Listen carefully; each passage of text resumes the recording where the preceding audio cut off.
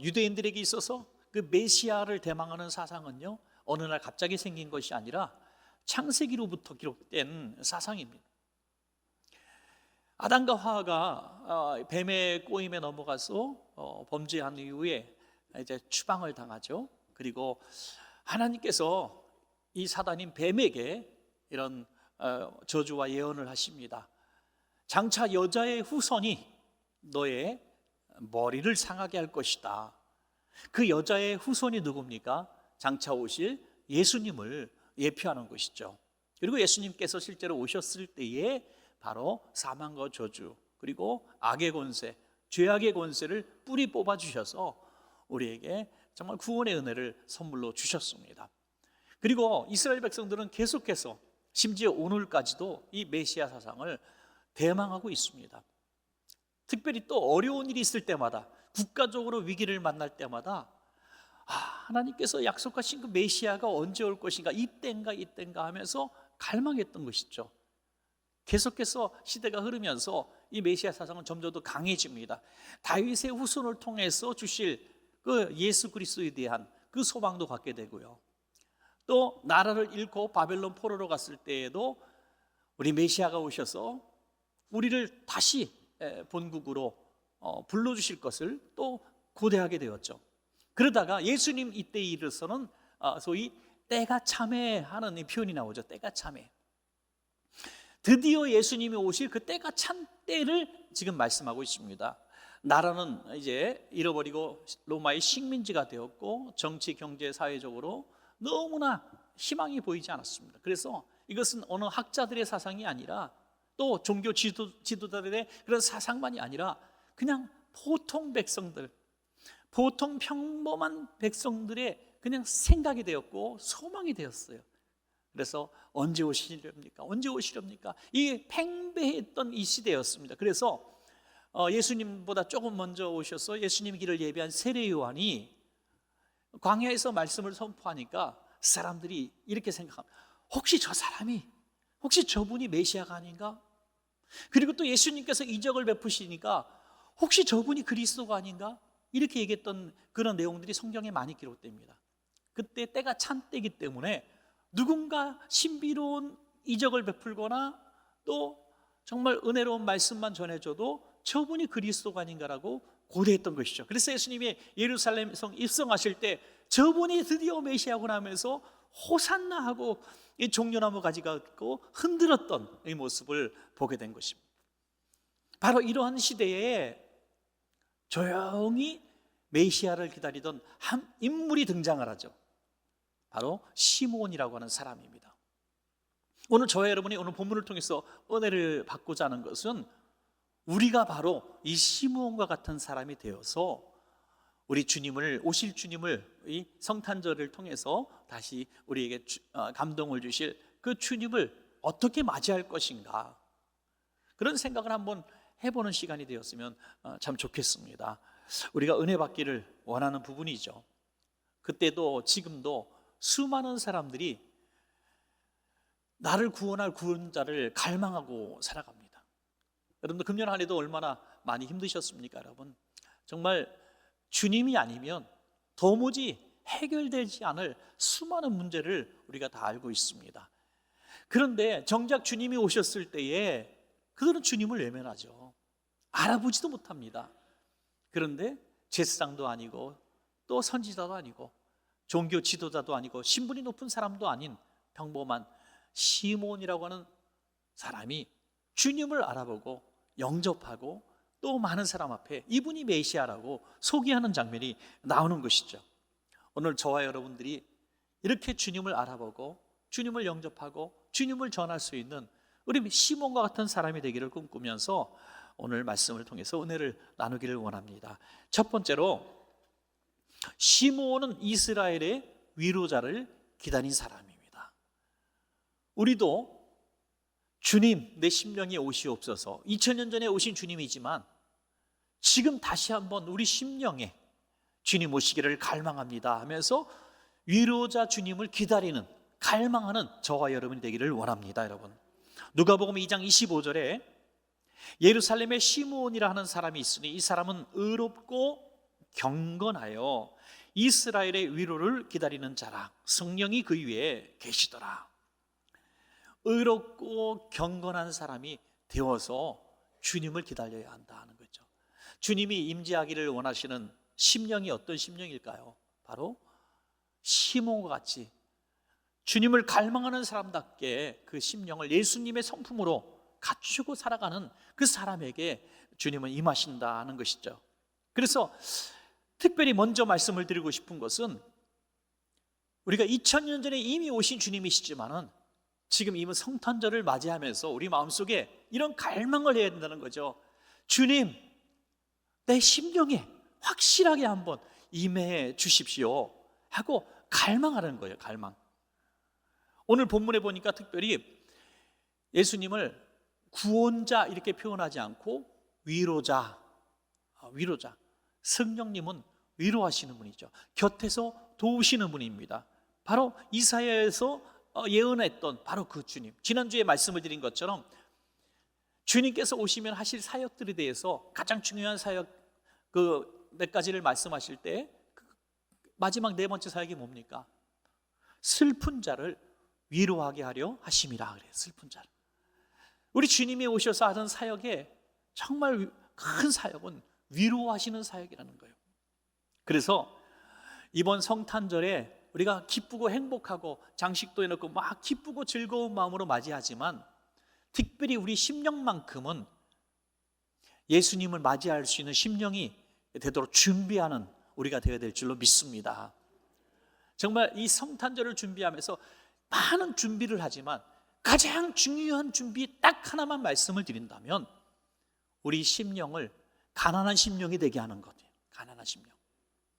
예수님이 오신 그 장소가 마구간이고 말구 위에 오셨지 않습니까? 우리가 예수님 우리 심령에 모시길 원한다면 가난한 심령이 돼야 돼요. 그 성경은 뭐라고 말씀하시냐면 상한 심령이라고 말씀하고 있습니다. 시편 51편 17절에 하나님께서 구하시는 제사는 상한 심령이라. 하나님이여 상하고 통회하는 마음을 주께서 멸시하지 아니하시리이다. 아멘. 여러분, 우리 마음속에 지금 막 상하고 복잡하고 너무 힘들고 그런 마음들이 있으실 거예요. 겉으로는 안 그런 척 하지만 속으로는 금년 한 해 살아오면서 또 많이 망가지고 깨어지고 상처 입은 심령들이 있을 겁니다. 그 심령을 그대로 가지고요, 주님, 이번 성탄절에 정말 주님이 내 심령에 오시길 원합니다 하고 갈망하는 거예요. 갈망. 주님 앞에 우리의 심령 그대로 보여드리기를 두려워하십니까, 여러분? 우리 보통 집을 막 어지러 높이고 살잖아요. 그런데 누가 손님이 갑자기 집에 찾아온다고 하면은 어떻습니까? 1시간만 주세요. 1시간만 그러잖아요, 그죠? 1시간만. 그 집에 달려가서 어떻게 합니까? 막 청소해 놓고 평소에 그렇게 사는 것처럼 깨끗하게 막 정리해 놓죠. 머리다가 막 다 집어넣습니다. 막 집어넣어요. 그런데 친정 어머니가 오신대. 친정 어머니가. 그러면요, 엄마 먼저 들어가. 먼저 들어가서 설거지도 해주고 빨래 좀 해놔. 이게 바로 친정 어머니하고 손님의 차이죠. 예수님을 손님처럼 생각하는 분들이 많이 계신 것 같아요. 예수님 오시기 전에 저는 죄인입니다, 부끄럽습니다 하고 막 어떻게 청결하게 해놓고 좀만 기다리세요, 예수님. 아닙니다. 이번 성탄절에 있는 모습 그대로 주님 앞에 가지고 나오십시오. 주님, 금년 한 해 살아온 제 자신을 돌아보니까 형편없었습니다.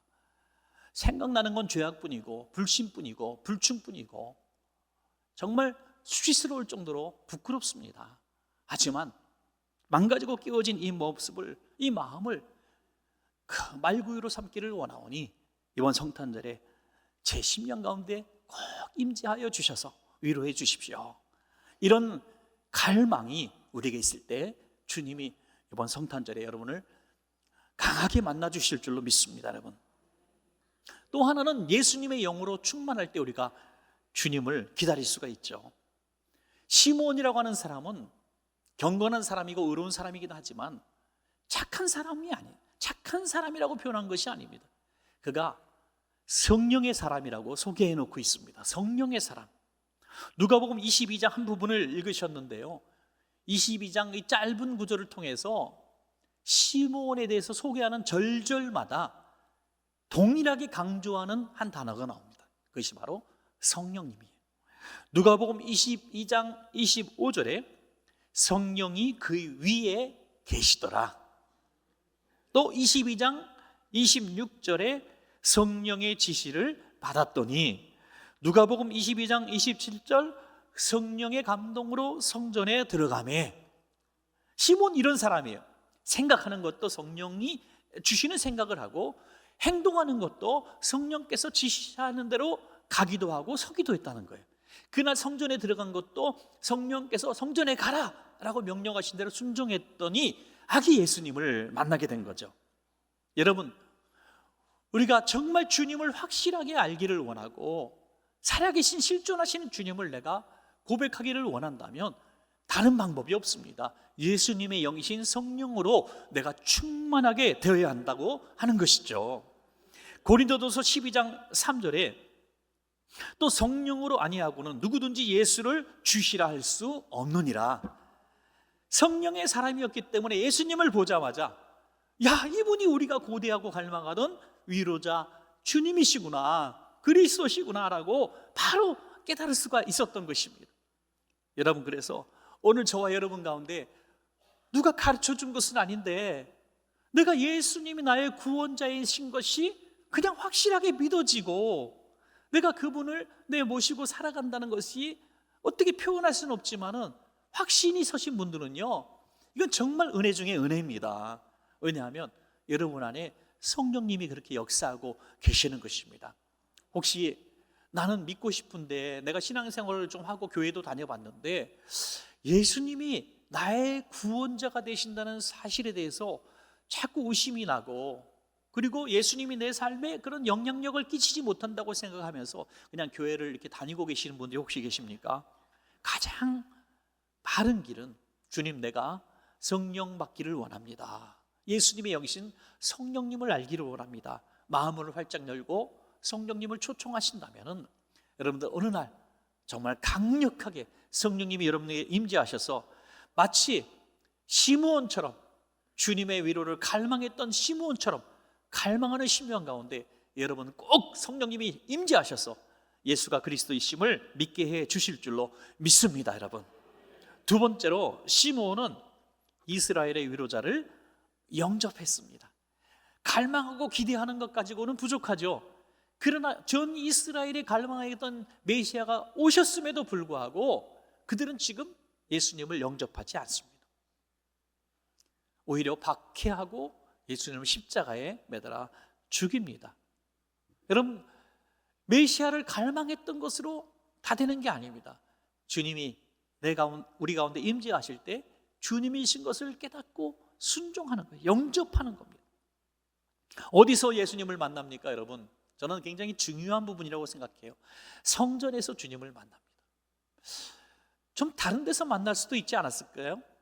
예수님이 나신 곳이 마구간이니까 좀 낮은 곳에서 만날 수도 있었습니다. 또 예수님이 우연히 길을 가다가 만날 수도 있었죠. 그런데 왜 성전에서 만났을까요? 성전이 거룩한 곳일까요? 아닙니다. 예수님이 채찍을 만들어서 휘둘렀던 강도의 소굴이라고 했던 그곳이 당시의 성전입니다. 제사장들은 상인들과 결탁하고 순례자들의 주머니를 털었어요. 강도였습니다. 거룩한 예배가 드려지지 못하고 날마다 형식적인 예배만 드려지고 있었습니다. 바로 그런데 그곳을 시므온은 떠나지 않고 성전으로 들어갔습니다. 여러분, 오늘날도 정말 오늘날뿐이 아니라 많은 사람들이 역사적으로 보면은 교회의 타락과 교회의 부패된 모습들을 볼 때마다 수없이 많은 사람들이 교회를 떠났습니다. 또 교회를 개혁하고 갱신하기 위해서 종교개혁도 수차례 일어납니다. 그래서 많은 사람들이 소위 무교회주의자가 되기도 하고 탈종교화에 편승하기도 합니다. 그래서 이렇게 얘기를 하죠. 나는 대대로 예수를 믿었던 사람이니 교회는 다니지 않지만 나는 예수님을 믿습니다 하고 혼자 신앙 고백하고 혼자 정말 신앙생활을 혼자 어떻게 견뎌내는 분들도 있습니다. 그리고 몇 사람, 마음에 맞는 사람들끼리, 소위 좀 지성적이라고 하는 그런 사람들이 몇 사람 모여서 성경 공부하듯이 주일을 보내는 사람들도 종종 봅니다. 그러나 여러분, 교회가 이렇게 부패하고 교회가 이렇게 망가진 것 같은데도 하나님은 2000년 역사 동안 교회 안에 임재하셨습니다. 여러분, 묻고 싶습니다. 만약에 이 땅 어디서든지 내가 예수님을 만나는 장소가 한 군데가 있다면 그것이 바로 교회가 아니겠습니까, 여러분? 그것이 교회입니다. 상한 마음이 되고 병든 몸이 되고 희망을 찾을 수 없을 때 여러분들이 그래도 달려오고 싶은 데가 교회가 되어야 된다고 하는 것이죠. 그곳에 와서 주님을 만나고 부르짖고 기도하고 그곳에서 믿음의 선배들을 만나서 내 길을 또 교훈을 듣고 얼마나 귀한 일입니까, 여러분? 이 시므온과 마찬가지로 교회를 떠나지 않다가 옆에서 같이 복을 받은 사람이 하나 나오죠. 바로 안나라고 하는 여인입니다. 이 안나라고 하는 여인은 오래전에 남편을 잃고 교회로 와서 성전에서 봉사하며 살았던 사람이에요. 그런데 시므온이 예수님을 만나서 예수님을 메시아라고 고백하는 것을 보면서 이 안나의 눈도 열린 것이에요. 그래서 안나도 예수님을 메시아로 영접하게 되죠. 자, 안나가 어떤 사람입니까? 누가복음 2장 37절입니다. 과부가 되고 84세가 되었더라. 안나의 나이입니다. 이 사람이 성전을 떠나지 아니하고 주야로 금식하며 기도함으로 섬기더니, 교회 안에 늘 있으시면서 기도하고 교회의 여러 가지 일들을 섬기고 또 금식도 하고 그냥 교회에서 경건하게 지내는 교회의 어르신이 되었다는 거죠. 그러다가 시므온과 함께 예수님을 만나게 되는 거죠. 자, 그럼 예수님은 이때 왜 오셨을까요? 아마도 불과 생후 40일 정도 됩니다. 예수님이 생후 40일 됐는데 아빠 엄마 나 교회 데려다줘 그랬겠을까요? 아니죠. 예수님의 부모님이 요셉과 마리아가 모세의 율법에 따라 성전으로 데려가서 이 아이를 주님께 드립니다 하는 헌화식을 한 겁니다. 모세 율법에 있는 거예요. 누가복음 2장 23절에 보면 이는 주의 율법에 쓴 바 첫 해에 처음 난 남자마다 주의 거룩한 자로 하리라 한 대로 아기를 주께 드리고 그랬어요. 제물을 가지고 성전에 와서 헌화식을 한 겁니다. 그런데 아무나 하는 게 아니에요. 한 집에 아이를 낳을 때마다 데려간 것이 아닙니다. 첫 해, 이제 여인이 첫 번째 자녀를 출산했을 때 그것도 남자아이, 첫 번째 남자아이를 주님 앞에 드리는, 곡식을 거둬도 또 짐승이 새끼를 낳아도 첫 소산물은 첫 새끼는 주의 것이라는 이런 율법에 따라서 주님께 드리러 온 거예요. 그렇다고 해서 사무엘처럼 성전에 머물게 한 것은 아닙니다. 물론 다시 데리고 와서 자기 가정에서 물론 기릅니다. 여러분, 이렇게 드리러 왔다가 시므온을 만나게 되고 안나를 만나게 돼서 이분이 메시아이심을 생후 40일 만에 증명이 되어 많은 사람들 앞에 공포가 된 것이죠. 당시에 성전 안에는 수많은 사람이 있었겠죠. 제사장도 있었을 겁니다. 레위인도 있었을 겁니다. 그 안에 성경을 안다는 많은 성경학자들도 있었을 겁니다. 그런데 그들은 예수님을 알아보지 못했습니다. 지식이 예수님을 절대로 알게 하지 못합니다. 공부 많이 한다고 절대로 예수님 아는 게 아니에요. 제가 아는 어떤 분이 이제 유럽에 신학을 공부하러 유학을 갔다가 신학 공부 시간에 동정녀 탄생을 내가 믿습니다 고백했더니 사람들이 깔깔깔깔거리고 웃더래요. 그걸 아직도 믿냐고. 신학교에서 뭐 다 그런 게 아닙니다만은 그렇게 정말 자유적인 신학을 공부하는 신학교들이 얼마나 많은지 모릅니다.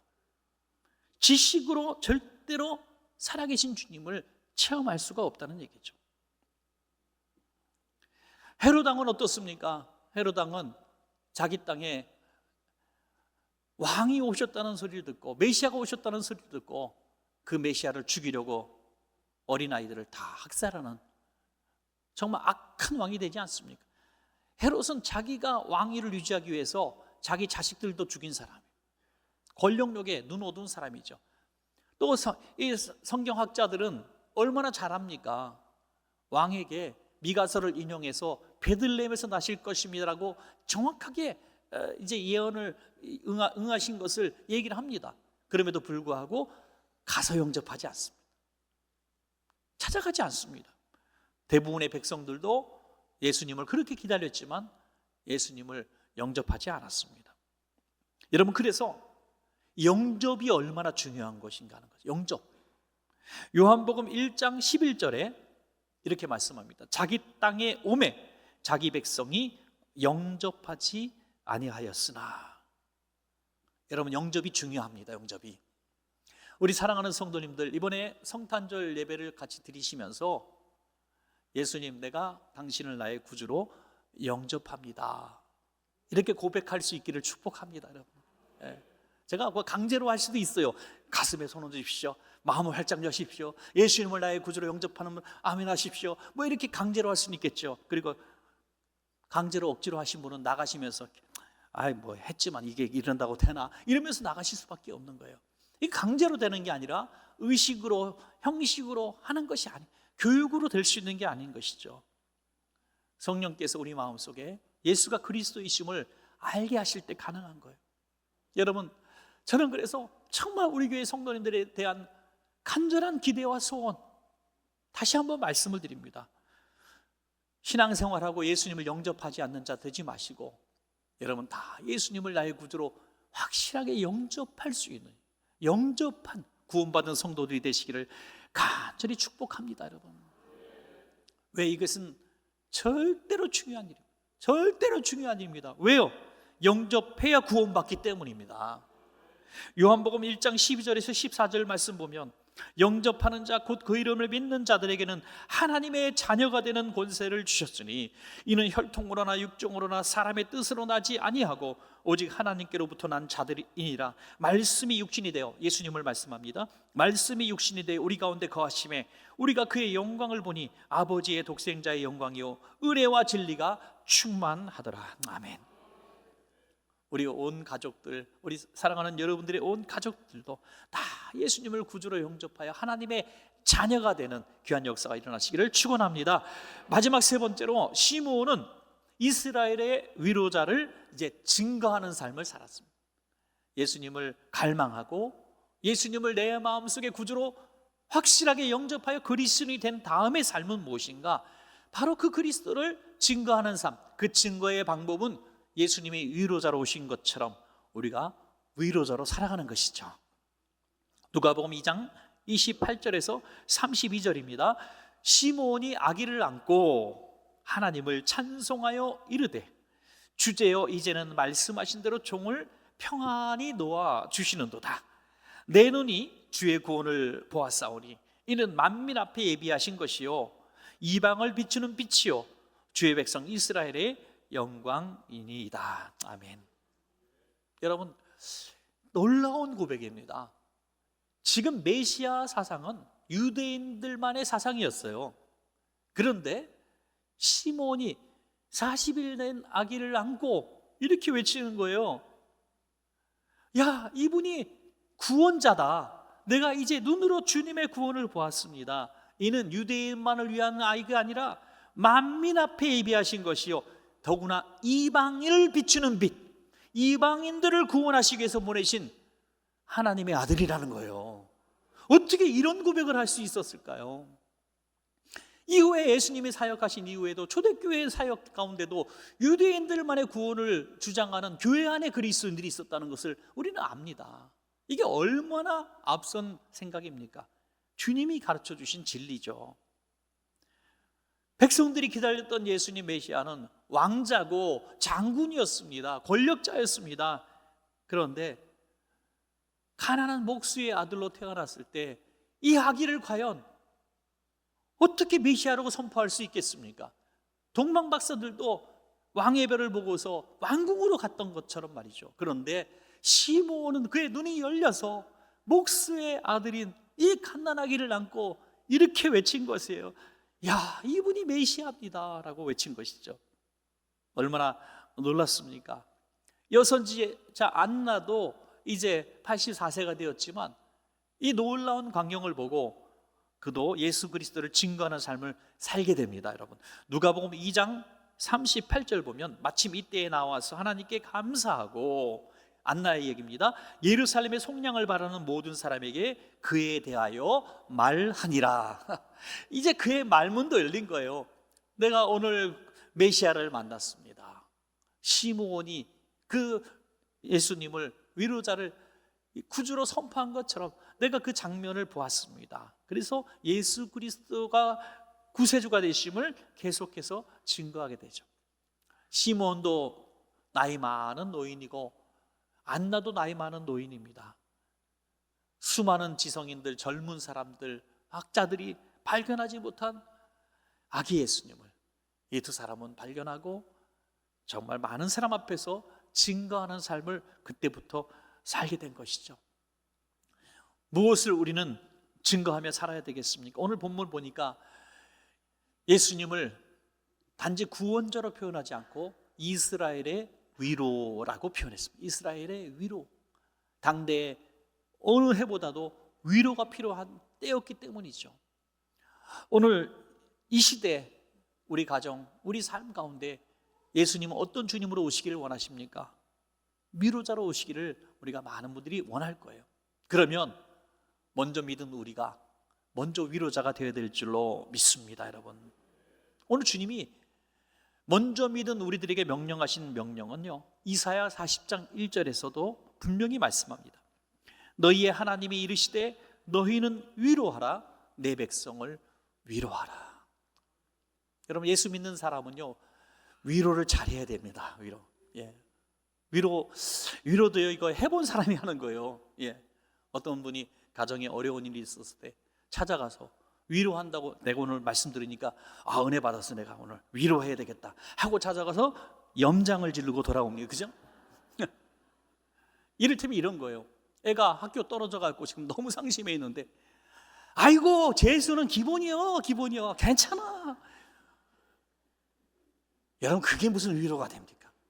예. 승진 못한 사람 찾아가 다음번도 있는데 뭘 인생, 그게 아니, 위로는 그런 게 아니에요. 단지 또 공감도 아니에요. 새치어로 어떻게 할 수 있는 게 위로가 아닙니다. 진정한 위로는 능력입니다. 여러분, 돈 몇 푼으로, 말 몇 마디로 절대로 위로를 할 수 없습니다. 우리는 위로할 수 있는 능력이 없어요. 우리가 하는 위로는 주 예수 그리스도의 이름으로 하는 위로입니다.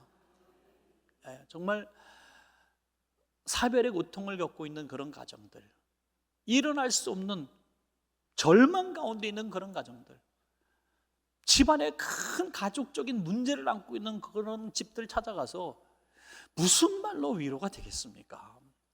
안 됩니다. 주 예수 그리스도의 이름으로 위로할 때 진짜 위로가 임하고 그가 힘을 얻게 되고 위로를 받게 되는 거죠. 이렇게 할 수 있는 사람이 누굽니까? 바로 시므온처럼 주님의 위로를 먼저 받은 자만이 가능한 것입니다. 우리 원천교회 성도님들 모두는 바로 시므온처럼 위로하시는 그 주님을 영접하고 다 위로자로 사셔서 가족들에게, 이웃들에게, 또 성도들에게 누구보다 주님의 이름으로 위로하는 위로자가 되시기를 간절히 축원합니다.